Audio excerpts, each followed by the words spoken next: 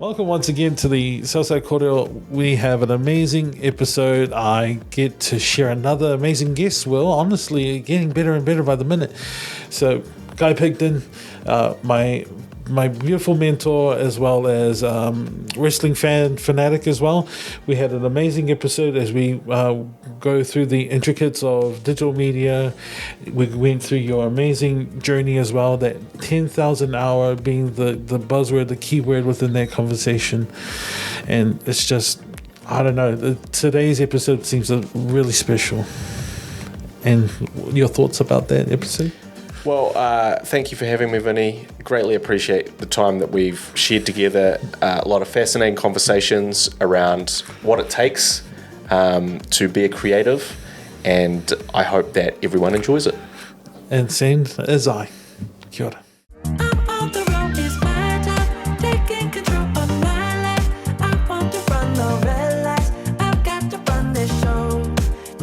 So first things first, I want to. So for our beautiful viewers, this is Guy Pigden. He is my MIT tutor for digital technologies, class of digital media level 4. Is that right? That's right. And I want to say congratulations firsthand for having a 80 to 90% class pass rate. That's right. Yeah, very proud of that. It was one of my better ones. Yeah, I know, right? We only had one person, right, that didn't pass. Yes, sadly, one person didn't choose to finish the course, but I'm always a super. That was my sort of goal at the beginning of the course, is to try and get 100% pass rate. I was not successful, but we came pretty close, and I'm still pretty happy with that result. Honestly, you always tell us that, you know, even though you leave, that the door's still open for us to learn.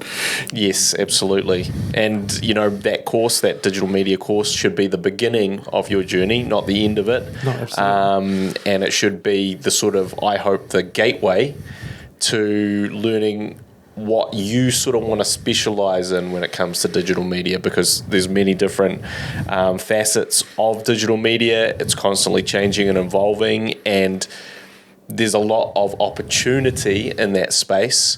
And you know, but you have to be willing to go, okay, you know, this is the part that I really loved about the course, and this is what I want to know more about. I want to practice that, and I want to get better at. No, absolutely. So to learn more about your profession, can you please give us a brief insight about yourself? Yeah, so I consider myself a filmmaker first and foremost.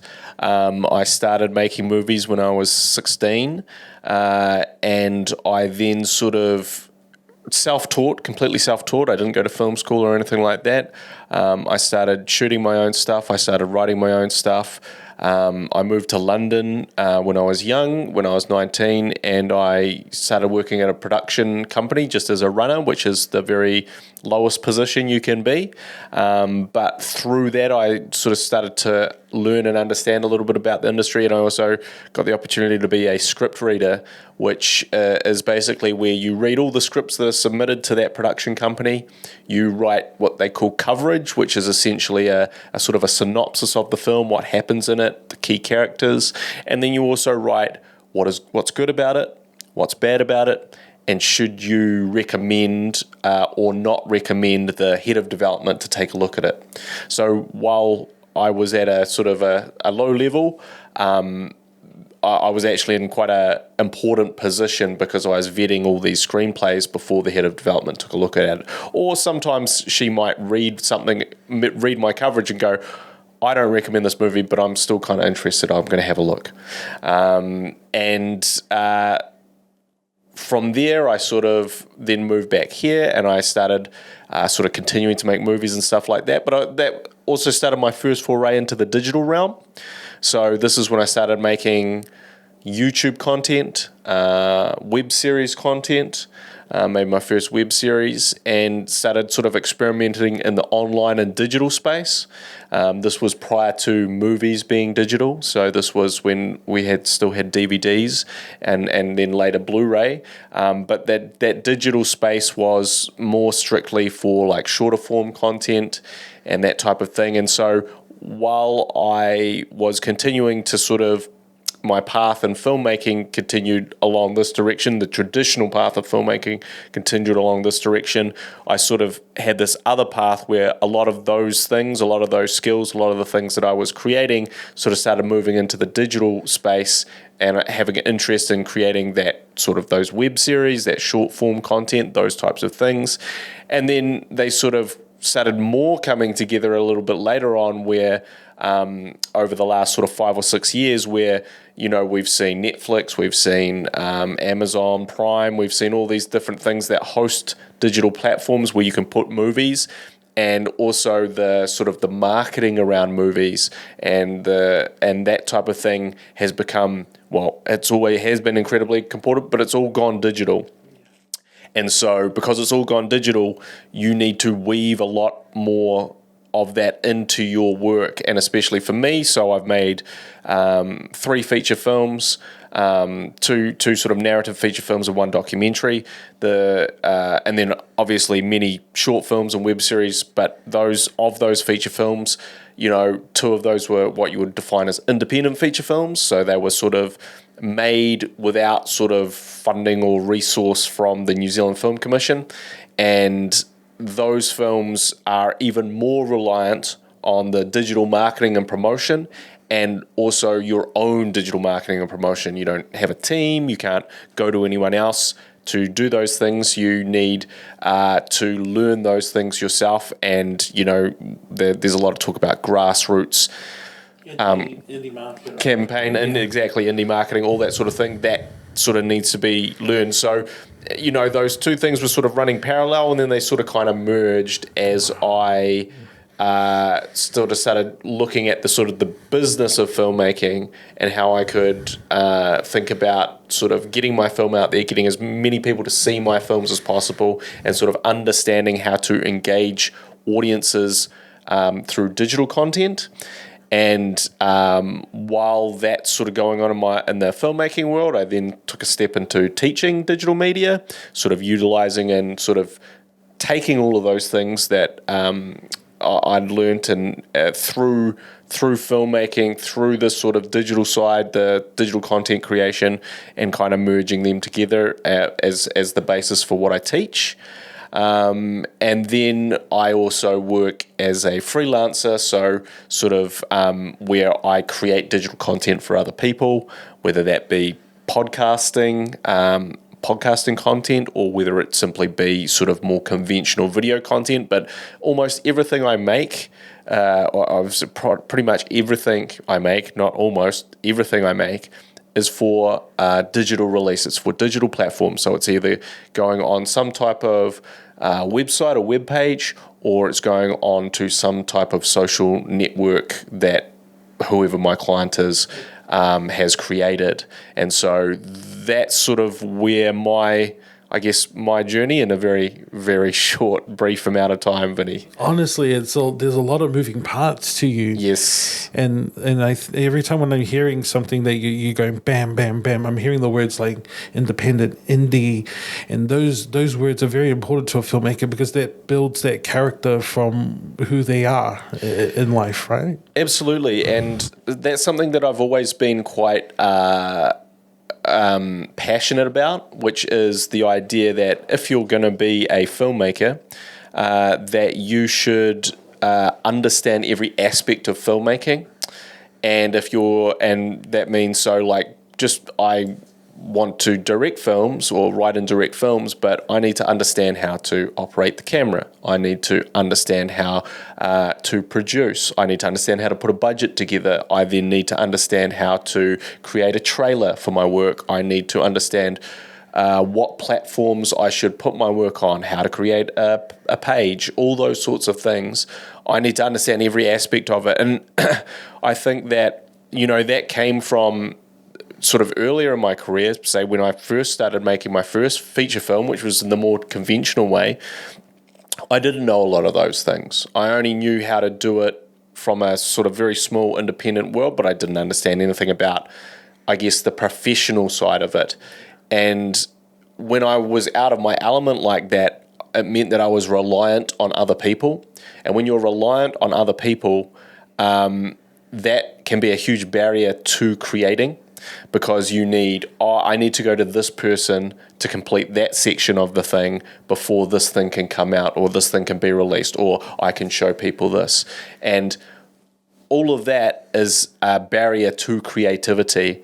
And so what I sort of set out to do back then, when I guess I was found sort of lacking in knowledge, was sort of like, okay, I've really focused on writing and directing for this first sort of 5-10 years here. Now I need to continue that, but really focus on everything else so I understand, because I think for me, what I find my sort of pleasure and joy in creating. And if I'm not creating, that's when I sort of start to get depressed. I feel down. And so what I don't want, I want the least amount of barriers to me being able to create what I think are interesting things and stories that I want to tell. And so having a good amount of digital knowledge, obviously storytelling, filmmaking, that type of thing, they are all things that help reduce those barriers. And the less barriers you have to create, the better. Because I think, again, I was always frustrated by gatekeepers. So gatekeepers are people that tell you can't do, or you can't do that because you don't have this. Yep. Oh, well, we don't think you can do that. Or we don't want to do that thing that you want to do. And in the creative space, the creative arts, there are a lot of gatekeepers. And you can encounter gatekeepers at the beginning of whatever it is, or the end of whatever it is, or somewhere in between. But the more you know, the more knowledge you have, and the more abilities you have, the less reliant you are on those gatekeepers to say, okay, you can do this thing. And so I just never wanted anyone to, I never had to get permission to make my art. And so I certainly, my sort of learnings and the things that I pursued have always been around giving me more freedom to create that sort of thing. No, absolutely, and you hit the nail on the head, because then when I came up into learning media, because I've always wanted to do journalism and radio hosting, I had to learn from the traditional way of things, and now when we look at traditional media is going backwards, because they need to learn the new way of doing things. That's the digital side of things. Yes. And in order for traditional media to survive, that digital aspect has to be acknowledged, because then we're in a new generation where digital things are now the new norm now. Yeah.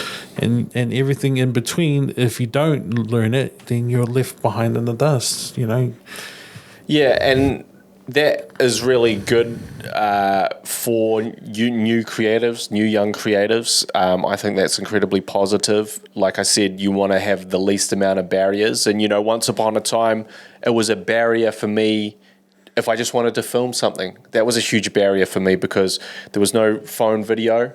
There was no really affordable cameras. There was no, we'll just, open it up and hit record. That none of that stuff existed. And so, the first big barrier was the equipment, not being able to afford the equipment, not having the technical skill to use the equipment. And those barriers are being taken away.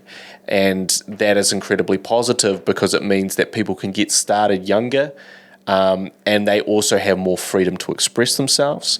And also, they can do better things. They can do better things that look and sound better, because the technology barrier is not there. It's not as deep, exactly, and that's like incredibly positive. And it means that, because there is also, there's the 10,000 hour rule, which I sometimes talk to my students about, which is that you have to do something for 10,000 hours to get really good at it. And, that's probably something that lots of young people don't want to hear. And it's certainly something that I wouldn't want to hear when I was young and I was starting on hour 1 of that 10,000 or hour 100 of that 10,000, because it meant that maybe what I produced wouldn't be good.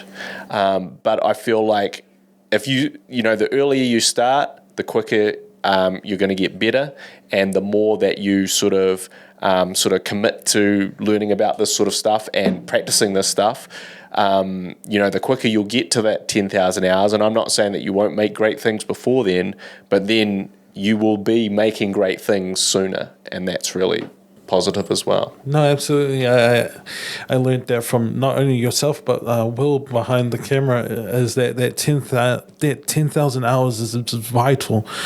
And when I first heard about it, I was going, oh, man, that's so far away. Far away. But then I've done over 30 plus episodes of podcasting, and I'm looking at it right now and I'm going, man, that 10,000 hours sure doesn't look as far than what was before. Absolutely. Because that hard work and dedication towards it just makes you want to strive for those 10,000 hours. Do something that you want to love for. And I like to, again, personally, I like to thank you for that, because that insight helps me to not only look forward, but look around me going, okay, I can be able to jump at this spot. It's not just as linear as it was when I first saw it from my lens. Yeah, and look, I don't want to say everyone has to do 10,000 hours to be good. That's not necessarily the case, but just to think that if that is what you're working towards, know that you probably will be good by then. There won't be any question about it anymore. And so, that's what you can take. And also just that, like, although technology has made everything very quick and made everything very easy and efficient, it hasn't changed the fact that you need to invest a significant amount of time into any sort of digital media or any type of thing that you're creating for it to be good. And so, while yes, you can do these things quicker and these things are easier, that investment of time will still remain the same. If you want to get to that point where you're sort of on a professional level. No, absolutely. Let's dial it back. Let's go back to 16-year-old Guy Pigden. What inspired you to get into filmmaking? What was that genuine spark that made you want to pick up a camera, that made you want to write a script? I think for me, it was a lot of things, but it was really the way that I was brought up. And so I was brought up with my dad was a big fan of movies. But he wasn't just a big fan of movies, he was a big fan of the making of movies. So where a lot of my friends would just talk about a movie, he would talk about the movie and who directed it and who started it. And he would also be interested in like the behind the scenes of that, how it was made. And so that was a big factor, because that was one way that I really connected with my dad, was through love of movies and his sort of introducing me to a lot of things, say, for example, Clint Eastwood and like the spaghetti Western films. Like that was something that wasn't actually what you would normally suggest would be something that you watch if you're going to watch a Clint Eastwood film. You'd watch, whatever he was making at the time. But here, my dad was going, well, check, this is how he started. And this is through this director, Sergio Leone, and this was how he sort of got his break, and he was making these anti-Westerns, which were all filmed in Italy.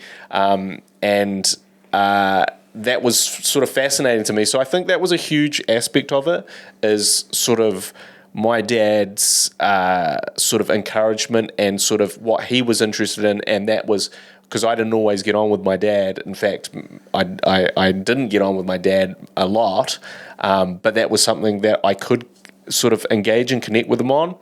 I do think that Star Wars played a huge part in sort of inspiring me, because that was the first, or sort of one of the first films that just really blew my mind.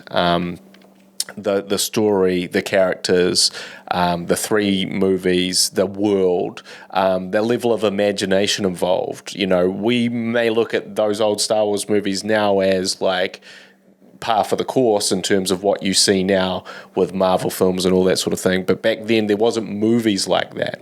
And so for there to be this kind of movie going, hey, I've just imagined this completely different world, this completely new space with these sort of archetype characters, that was really interesting to me. And then I think the final thing was just that my parents really did encourage creativity.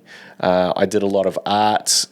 When I was a kid, I used to love drawing. I used to draw sort of almost every day, and they would sort of promote and encourage that. And obviously, maybe again, no coincidence, my dad was also a very keen artist. And so I think all those things combined with my love of books. So it's like you have books, you have drawing and art, visual, and then you have those movies, and then you sort of put them all in a blender. Obviously, you're going to come out with someone who is really engaged and excited to tell stories like the ones that I experienced and inspired me. So I think that sort of upbringing was really what got me hooked on that idea. And you expect you explain about the creative aspect of things, and it carries you onward. I think of my upbringing. I wasn't influenced by my father or my mother. I was influenced by myself, where I would. Like I said, I was into journalism.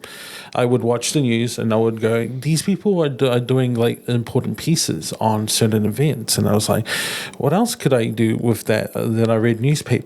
So to listen to you going, okay, I read books and all that stuff, helps me go, okay, yeah, I did the same thing. I watched the news, I listened to radio, I read the newspaper.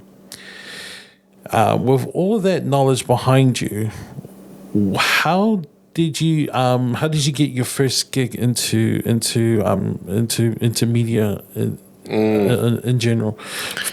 Well, I mean, it goes in a few different stages, so just bear with me, Vinny. But I think that my first sort of little break was becoming the runner over in London.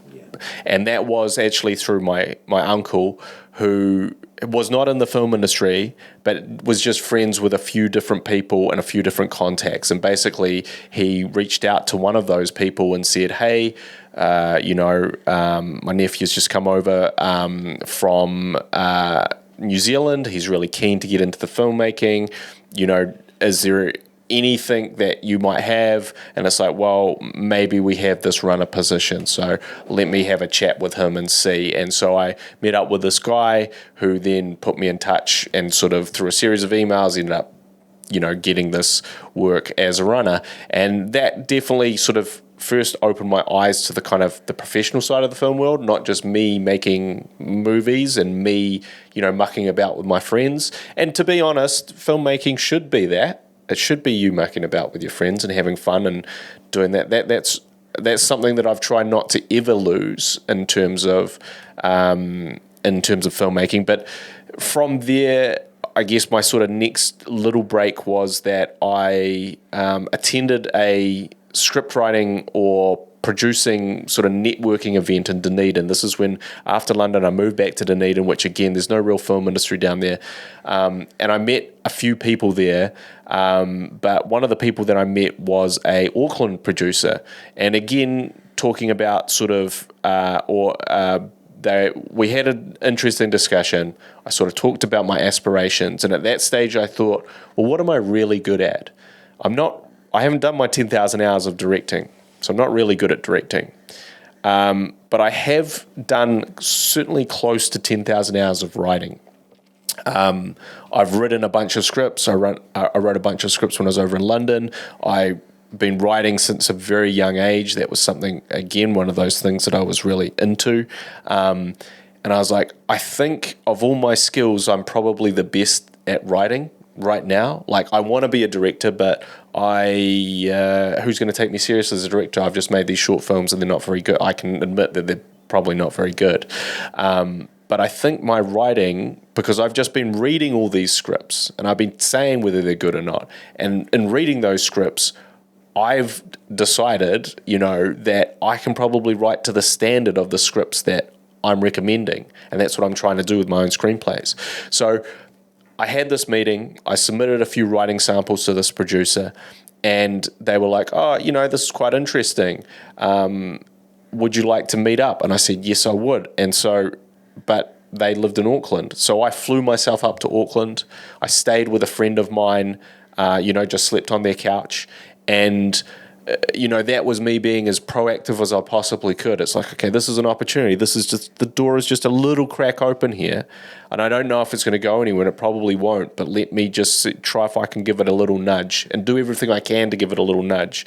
And so I went up there, I had that meeting, we talked about various things, and then what essentially came up is that they wanted to do a script set in the South Island, which is where I was from, which is probably why they wanted to talk to me, and they wanted to do it essentially about like a comedy, but it was like I don't think it was going to be called Man and Dog, and it was basically about a farmer whose sheepdog got depressed. And I sort of thought that was actually quite a cool concept, and then he essentially goes up to the big city to try and sort of cure the dog's depression, and then is sort of introduced to this culture shock of, big city living. And, that was where all the sort of comedy would come from. And so we sort of started developing that idea, and I wrote them a few different synopsis and treatments. They then took that, with a little bit of rewriting, they then took that to the film commission. They actually secured funding to write the script. And so then they paid me to write that script. And so I was sort of developing that in conjunction with, I had written and shot my own sort of pilot for a TV series. And that had got interest from another producer, and that had been optioned. And so I was sort of writing the script over here. And then I was also developing this pilot episode of a TV series, which was going to be starring myself and my producing partner, Harley. And so I'd written these two opportunities for myself. And so those were my sort of two kind of initial breaks in the industry, was getting the opportunity to write that script, which did not get produced, it did not get made, but just to be a paid writer was a really big deal to me. Like, to say officially, look, I'm a professional writer. Someone is paying me to write this screenplay, and they actually flew me up to Auckland this time. I didn't have to pay, and I sort of worked and collaborated with them writing. And so, that was one thing, and then that other one was this kind of pilot episode that I was developing with another producer here in Auckland, and but developing that as a sort of a comedy series, which I was going to star in as well. And again, that did not go anywhere. Ultimately, we shot that pilot, but it was not picked up, and there's probably a few reasons for that, but those were my sort of two initial breaks. And then that sort of led to my relationship with a producer in Dunedin, which led to submitting essentially for what at the time was called the Escalator Initiative. The idea being that you give $250,000 to these first-time directors to make their first feature film. So most films are made for $1 million+, so $250,000 is essentially, a quarter of the budget, or less than a quarter of the budget that you might get. And this initiative required you to write an entire feature film script, develop a budget, a production plan, all the stuff around it, and essentially do, I don't know, let's just say, but 50% of the pre-production before you even knew if you're going to get to do it. And again, talking about being proactive, I sort of said, okay, let me write that script, but let me do 5 drafts before it gets to them. That's how proactive. I'm not just going to write something and submit it to them. It's we're going to write this draft now. We've got, a couple of months to the deadline, and then I'm going to rewrite it a bunch of times. So when they get to reading it, it's going to be the best script they've ever seen. And so we had a very, very, our submission was the most, that I heard, our submission was the most detailed in terms of character breakdowns, in terms of how polished the script was, in terms of the methodologies we'd created for how we were going to make the film for that amount of money. And we fortunately were then given the money to make that. So that was my first, that was the first sort of thing where I'd got secured funding for as a writer and director. And then everything just progressed from there. I want to go back to that 10,000 hours. Yeah. I've seen more than just 10,000 hours. Yeah, probably in what I've just said to you for sure. No, absolutely. And it's amazing because I can just picture you and your struggles because when I always love saying, when you're in the trenches, you're just working as hard as you can to pump out as much as you can. Yep. And I love the fact that you went, okay, we're not screwing around. We're gonna write a draft now. Take that 5 draft, and I'm gonna take that draft and work 5 out from it until we get that absolute one that's ready to go out there. And you got that funding. That's amazing. Yeah, and I think that's the thing is that if you get given or if I was given a sniff of an opportunity somewhere, I would try and work as hard as I possibly could to make the most of that, whatever it is. So even, when we got that pilot episode, it's like, we wrote the script, but it's like, okay, but if we want to act in it, no one's going to buy that. No one's going to believe us. So we need to shoot our own demo pilot and show that we can act in it and show that we are funny and show that they should center this, this TV series around us. So I didn't just write that script. I wrote that script. We shot that pilot ourselves. I edited it together. And so when I delivered it to people, I wasn't like,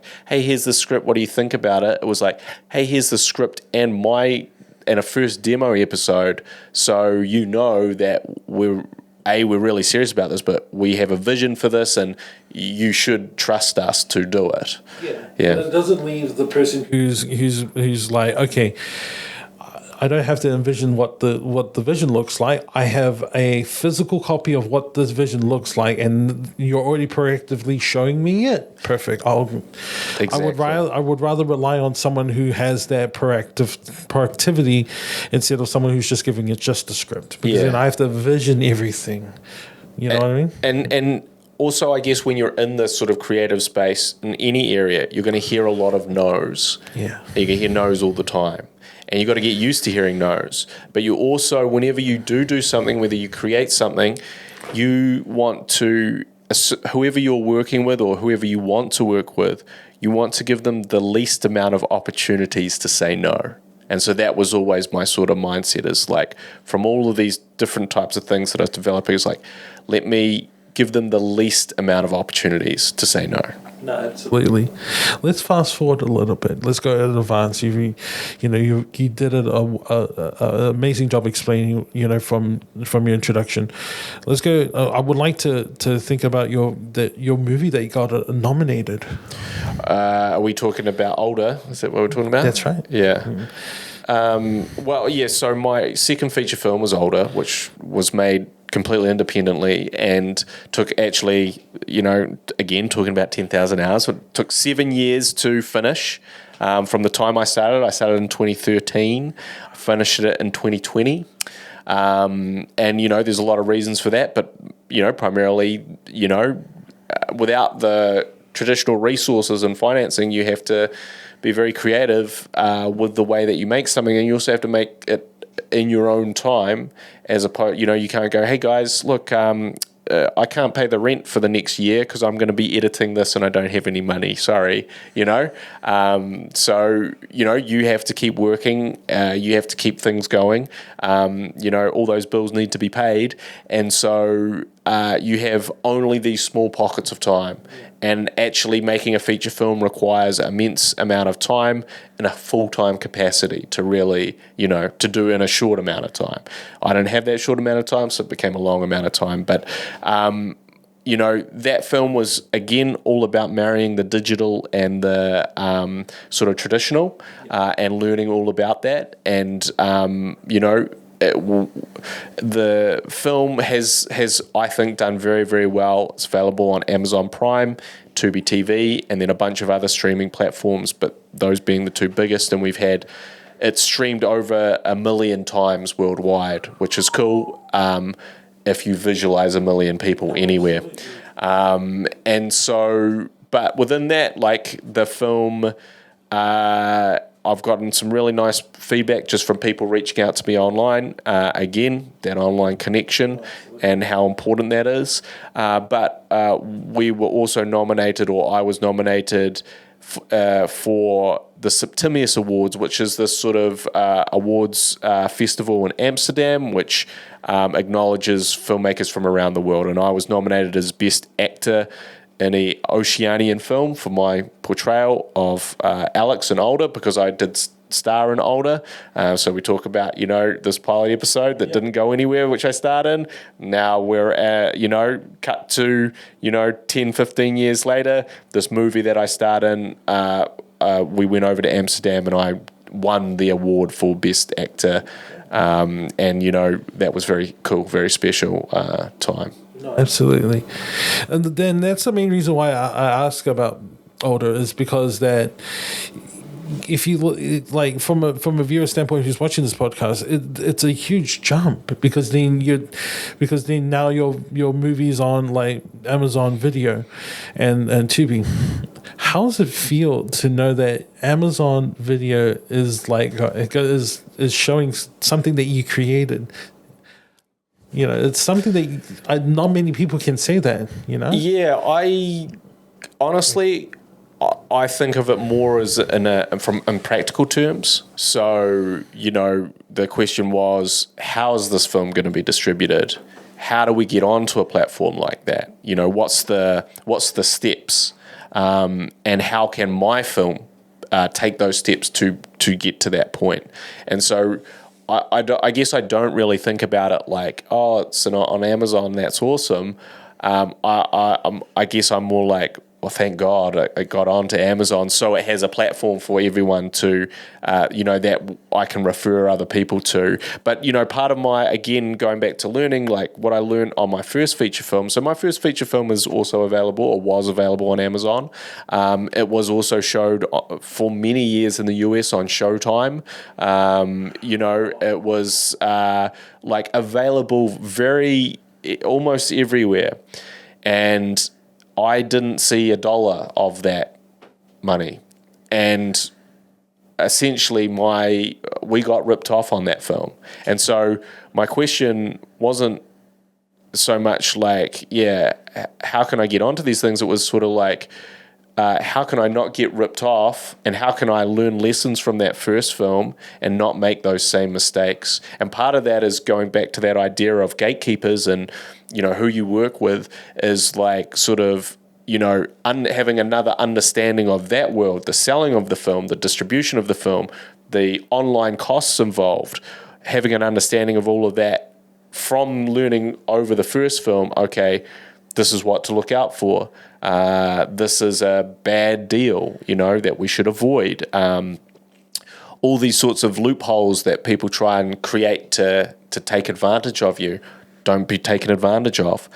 Learn and then give yourself your own autonomy to get the film out in a different way, and not have that same experience. Yeah, and it goes back to, always going back to this conversation we had. It's always always being prepared for those no's. It's always being prepared for those lessons.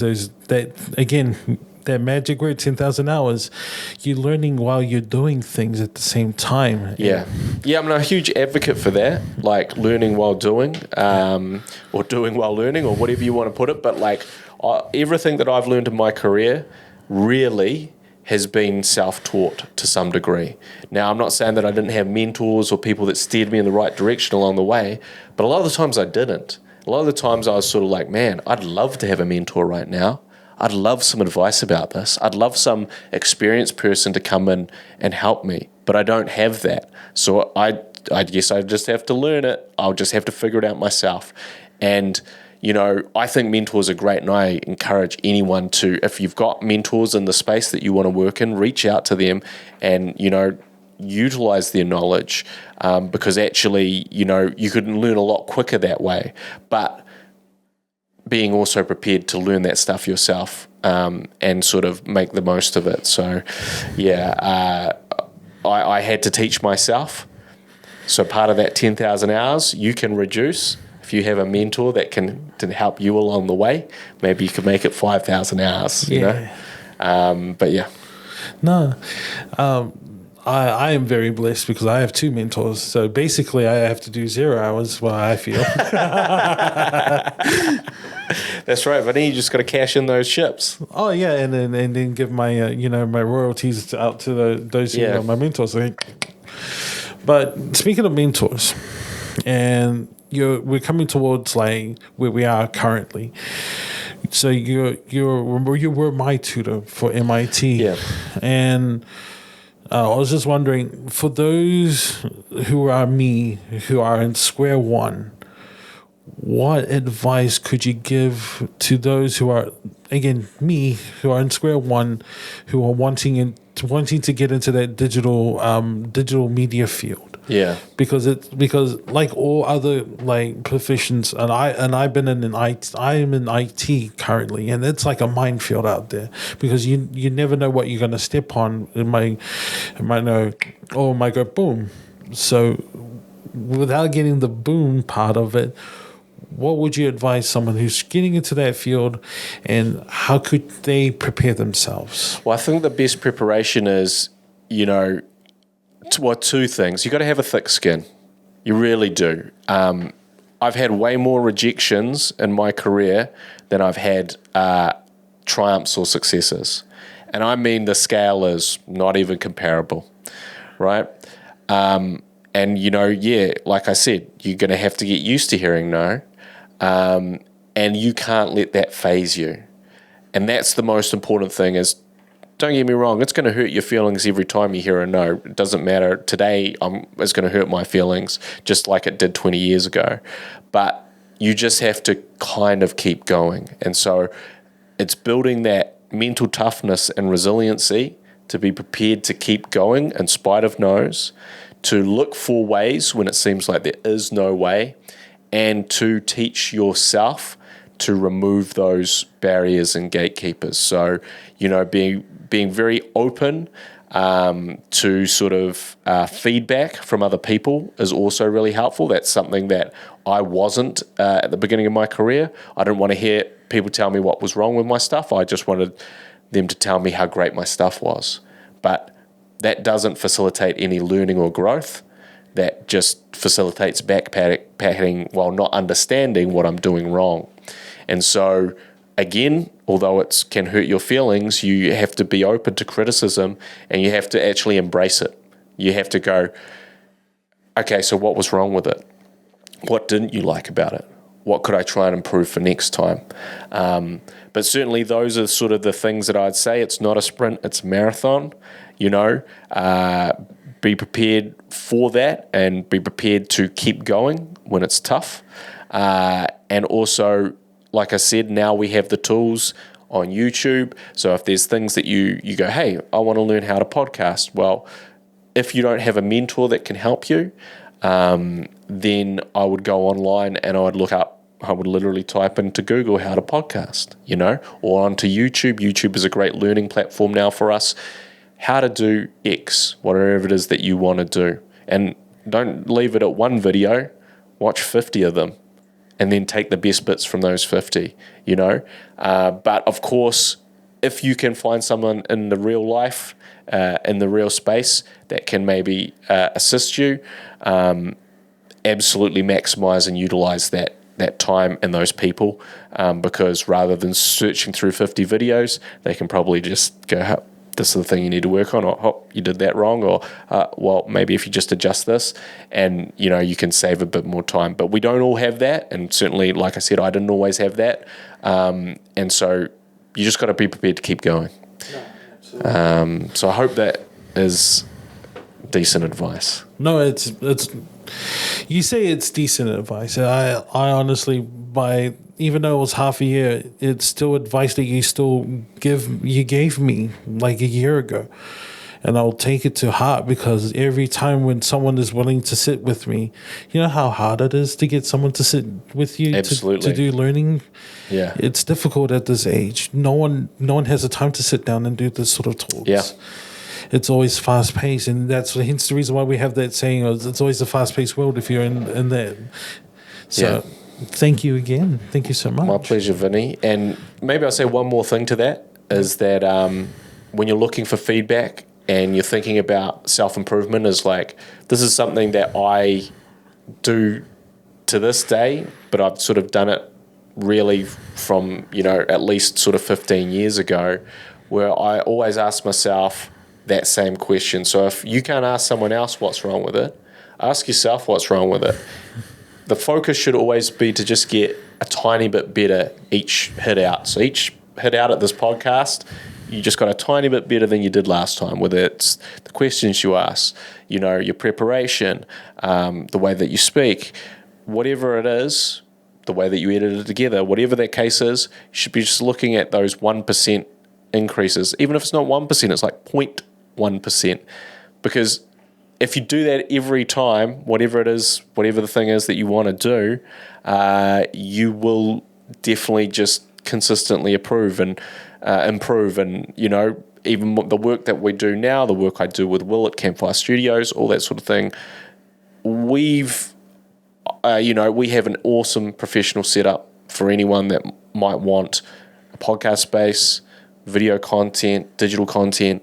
But I'm still asking myself that question.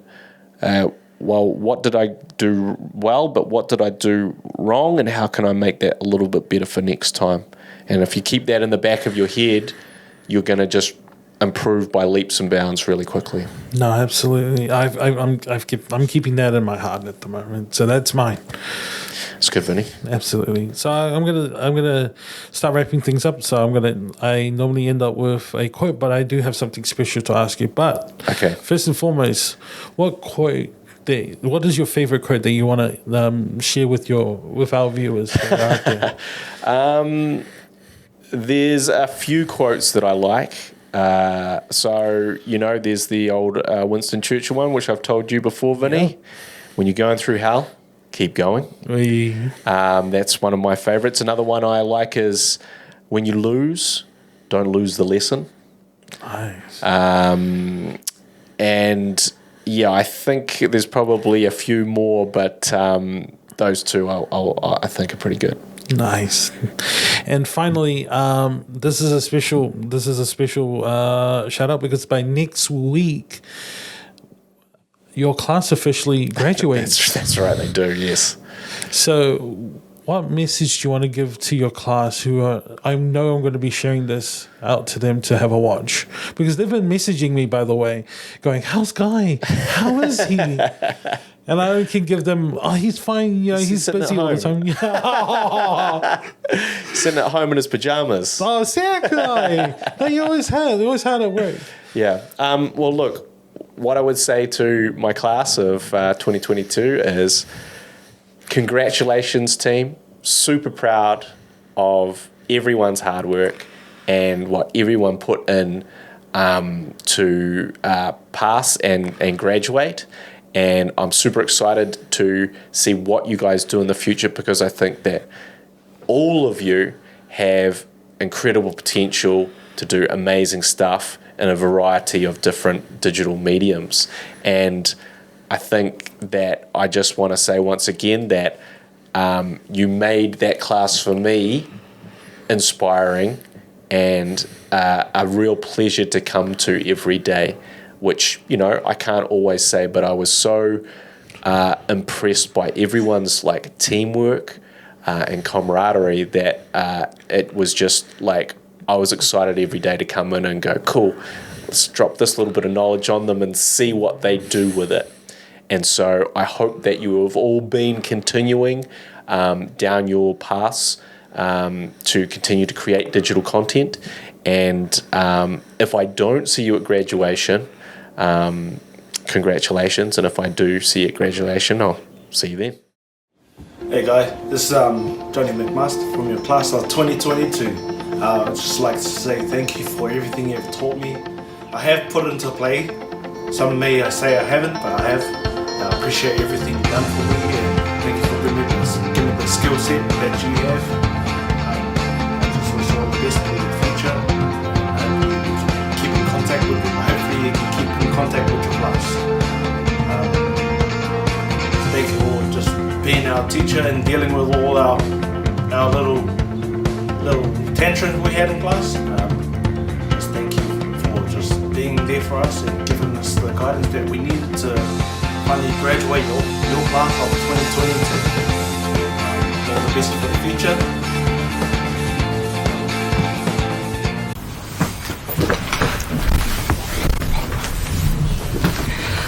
Let's get this circus. Wait. What's a good terminology? Oh shit!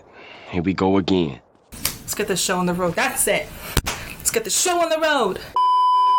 As much as it would have been fun for you to be here, I understand you couldn't. But I just want to say thank you for last year. My time in your course, it was short, but if I'm honest, it was the most fun I ever had when it comes to learning. I was a headache, especially when it came to me never being on time. I still have an issue. I'm working on it. But yeah, you were pretty much the coolest teacher I ever had.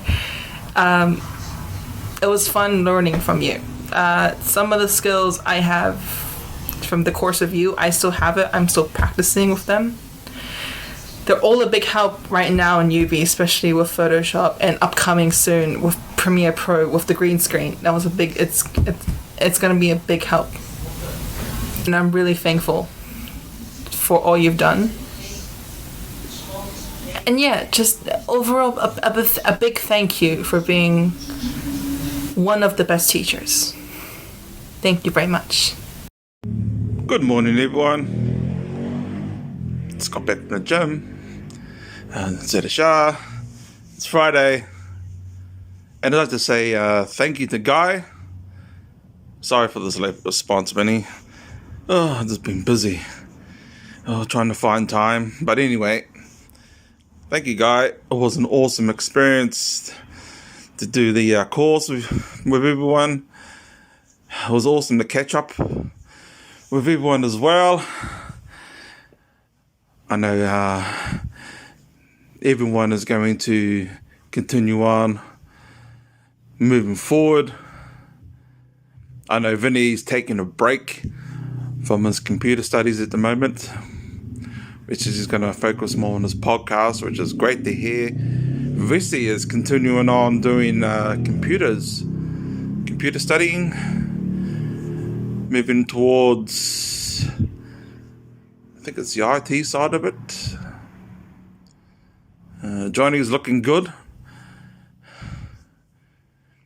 Yeah, he's focusing more on his health side as well.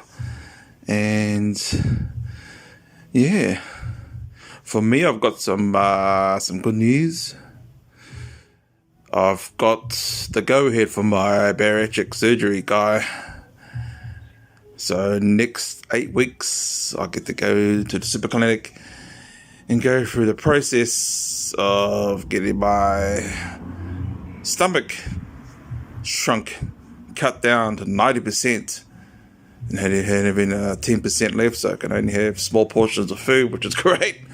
I've been waiting for the surgery for a while. I don't have 25 grand in the bank, so that's good.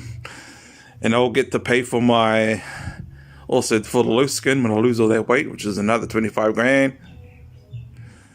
And I hear it's congratulations for you too, Guy, that you got your new business going. Vinny informed us all about it.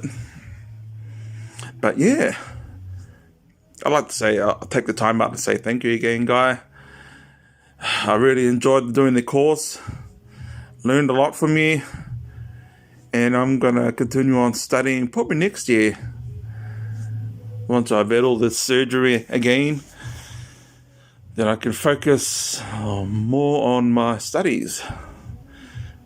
But yeah, and also thank you, Vinny. Vinny's like my little brother that I never had before. Yeah. So yeah, cheers. So, from our gratitude from our heart, please accept this gift from all of us. It's a little greenstone in here. Oh, amazing. Thank you, Vinny. That is very special. That's amazing. And what a great memory. Really appreciate that. No, absolutely. We want to, when we have these talks, we always think about you, because you not only gave us knowledge, you gave us character. You gave us the individuality. We grew up within that 6 months. You saw us as fresh green students who, you were willing to wait for us to grow, and we grew up to trees. Now we're getting to that point that, hell, we're going to be out there in the big world because of the knowledge that we know more and we know better now. Well, thank you, Vinny, and thank you to all the students. I'm really going to cherish this. And Vinny, you almost got me to cry, but you didn't. So can't see the students see me tear up, Vinny. But thank you very much. No, absolutely. Once again, thank you so much, man. And thank you once again for sharing this special moment. I hope you enjoyed this episode as much as I did, and as I enjoyed this amazing human. Kia ora.